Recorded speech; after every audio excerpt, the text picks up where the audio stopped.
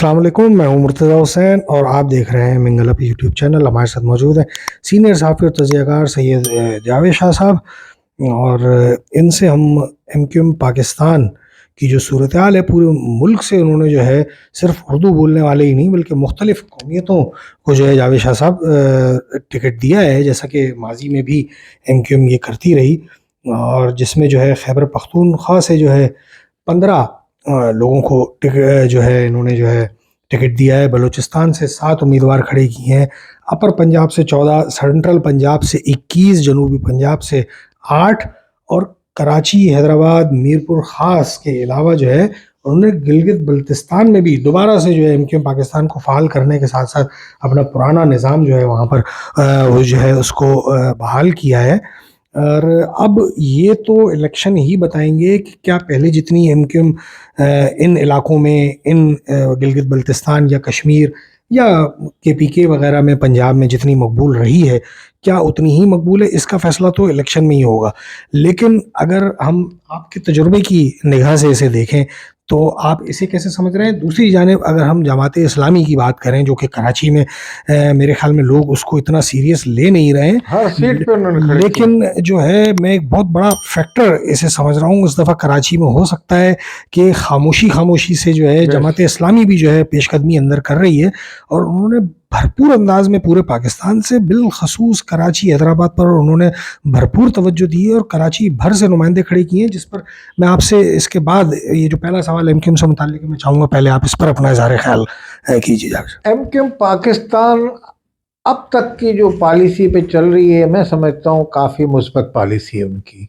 اب لازمی ان کے بعد چارہ یہی رہ جاتا تھا کہ کسی قومی جماعت کے ساتھ الائنس کریں، اور وہ جماعت جو اقتدار میں آنے والی ہو۔ اب اقتدار میں آنے والی جماعت اس وقت جو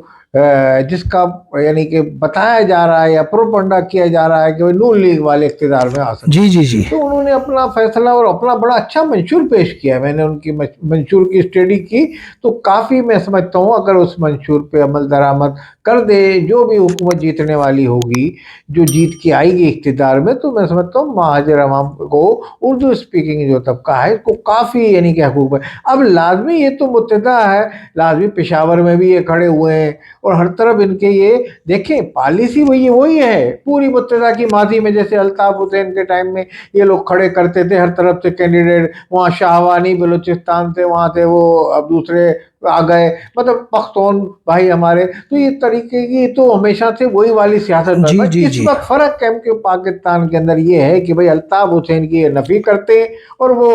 بس یہی ایک ان میں minus Altaf Hussain M Q ہے، ورنہ اس میں اس کے علاوہ ان کی پالیسی وہی چل رہی ہے جس خطوط پہ وہ چلا گئے۔ اب لازمی یہ جو ان کی پالیسی ہے، اس کے جو ثمرات ہیں یا خمیازہ ان کو آئندہ الیکشن میں بھگتنا پڑے گا۔ اگر تو الطاف حسین کا فیکٹر کام کر گیا تو ان کے ووٹ تقسیم ہو جائیں گے اس حوالے سے، اور اگر ان کے کینڈیڈیٹ کھڑے ہوئے تو ان کو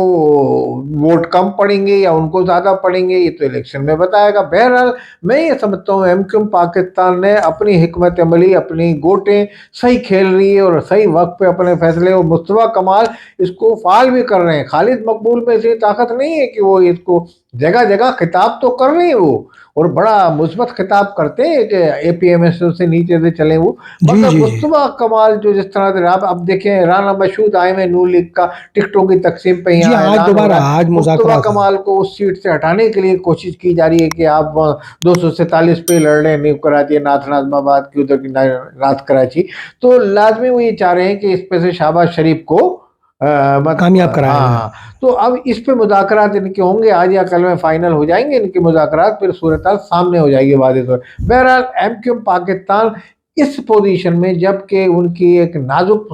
ٹوٹ پھوٹ کا شکار ہے پارٹی، اس میں قداور رہنما جن کی آمد متوقع ہے، عامر خان ہو، یہ آنے والے ہیں، کوئی وسیم اختر دبئی سے، ایک دو دن میں ایک خبر یہ بھی چھپی تھی، تو لازمی اب وہ دیکھیں وہ کس پارٹی میں آتے ہیں، اس متحدہ میں ہی فعال ہوتے ہیں یا کسی اور جماعت میں شمولیت اختیار کرتے ہیں، تو یہ بھی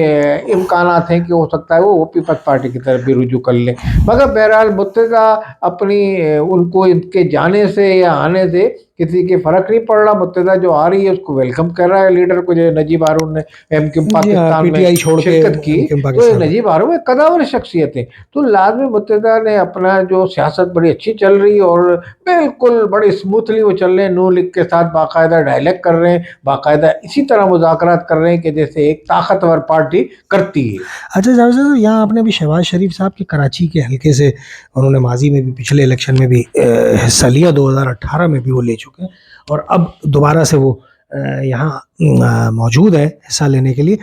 तो लेकिन अगर हम दूसरी तरफ देखें तो अभी नून लीग के कुछ रहनुमाओं और पीपल्स पार्टी के कुछ रहनुमाओं के दरमियान खटपट का सिलसिला हुआ था, जब बिलावल भुट्टो जरदारी साहब लाहौर पहुँचे, जहाँ जिस हलके से वो इलेक्शन लड़ रहे हैं, तो वहाँ पर आता तारड़ साहब ने बयान दिया कि जी ये यहाँ कहाँ आ गए, जी अपने सिंध में कुछ नहीं कर सके, तो इन्होंने यहाँ आके क्या करना है, ऐसा। लेकिन जब उनके लीडरान सिंध में आकर, कराची में आकर जो है इलेक्शन लड़ रहे हैं, तो ये ऐसा एक मुल्क गिर जमात पाकिस्तान पीपल्स पार्टी के ऊपर और उनके लीडर्स पर इस तरह की तनकीद, आप इसको कैसे देख रहे हैं अता तारड़ की तरफ से? नहीं, वो इनके इख्तलाफात तो हो गए नून लीग से, पीपल्स पार्टी के इख्तलाफात तो इनके हो गए। अब जो वो वहाँ जाके इनकी जो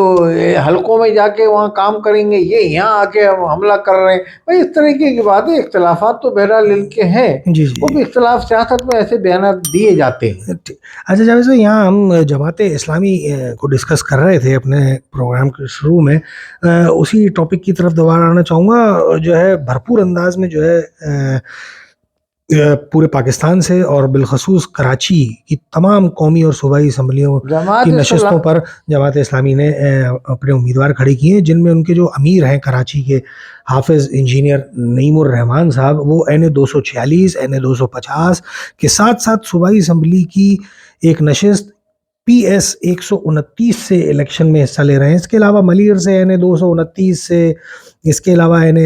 231, 232 और मतलब पूरे कराची से इस तरह एक लंबी तवील फहरिस्त है। आप जमात इस्लामी का फैक्टर कराची में कैसे देख रहे हैं? जमात इस्लामी पे कोई धब्बा नहीं है, ना करप्शन का इल्ज़ाम है, ना दहशतगर्दी का, ना कोई बड़ा उन पे कोई ऐसा इल्ज़ाम है। इसी तरीके से जमात इस्लामी और मुस्तकिल जद्दोजहद भी कराची के अवाम के लिए करती रही। माजी में जब एमक्यूएम ज़बू हाली का शिकार थी, जब एमक्यूएम में यानी कि साइडों में थी, तो इसी तरीके से PDM की हुकूमत के टाइम में जमात इस्लामी ने के इलेक्ट्रिक तक को ललकारा, यानी कि हर तरफ वो फार रहे। तो इनकी सीटें ले जाना मैं समझता हूँ कि और कैंडिडेट से ज़्यादा बेहतर इनके कैंडिडेट होंगे, अवाम इनको वोट देंगे इस मरतबा। अगर अवाम किसी लिसानियत का शिकार नहीं हुए तो मैं समझता हूँ जमात इस्लामी भी ये बड़ी सियासी जमात पीपल्स पार्टी, नून लीग और PTI के लिए, और अगर हो सकता है ये PTI से भी कुर्बत है इनकी, तो अलायंस वलायंस कर लें तो ये काफ़ी सीटें हासिल करने में कामयाब हो जाएंगे। क्योंकि कराची से पीपल्स पार्टी के कदावर रहनुमा और नून लीग के कदावर रहनुमा इलेक्शन लड़ रहे हैं, मलिर से लड़ रही है मरियम नवाज। जी जी तो जी। आप ये देखिए कि ये जो बड़े बड़े लीडरान हैं कराची में अपनी नशिस्तें, यही पार्टियां इनसे महरूम कर देंगी इनको इस नशिस्तों से, जमात इस्लामी टाइप की और इस तरह की PTI के इत्तेहाद और फिर पीपल्स पार्टी की जैसे अपनी मलिर की सीट है, अब वहाँ वो इलेक्शन लड़ रही है। मैं समझता हूँ, मुझे तो उनकी कोई जीत नज़र नहीं आती वहाँ से। बहुत शुक्रिया जावेद शाह साहब। नाज़रीन, इस प्रोग्राम से आपसे इजाज़त चाहेंगे इस दरख्वास्त के साथ कि चैनल को ज़्यादा से ज़्यादा सब्सक्राइब कीजिए, वीडियोस को लाइक एंड शेयर कीजिए। अल्लाह निगहबान।